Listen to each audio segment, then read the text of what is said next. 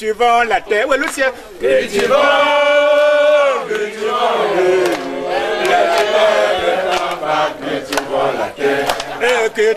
la terre. Cultivons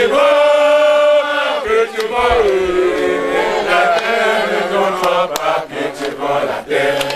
Cultivons la terre. L'agriculture est le socle de l'émergence du Cameroun. Pourtant, les agriculteurs du département du Haut-Cam font face à de nombreux problèmes. Le manque de main-d'œuvre ordinaire, le manque de pesticides et de fongicides, l'insuffisance des appuis, le manque de formation adéquate et bien d'autres choses encore. En attendant l'aide des pouvoirs publics, les paysans se sont regroupés en sociétés coopératives et effectuent des descentes régulières dans les plantations des différents membres pour s'enquérir des problèmes rencontrés dans leurs vergers et partager leurs expériences. Quand on plante le cacaoyer en bas de plantain, c'est pour l'ombrage. En saison sèche, les plantains captent l'eau pour nourrir les jeunes cacaoyers.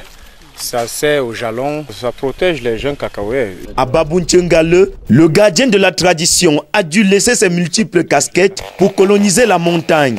Sur ces exploitations communautaires de près de 500 hectares, on y cultive du palmier à huile, du bananier plantain, du cacaoyer et parfois avec des techniques culturelles locales. La visite des responsables du Minader dans ces exploitations a permis de leur prodiguer de nombreux conseils.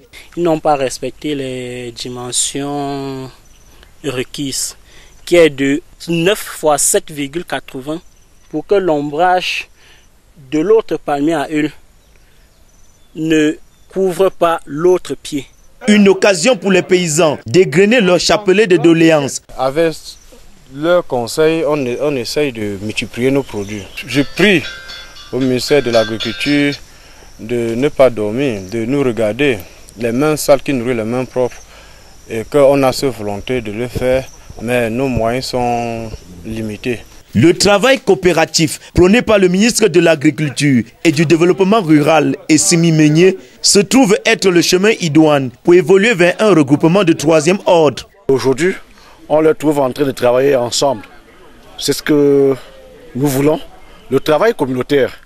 Parce qu'ensemble, ils font ce qu'une personne ne peut pas faire tout seul.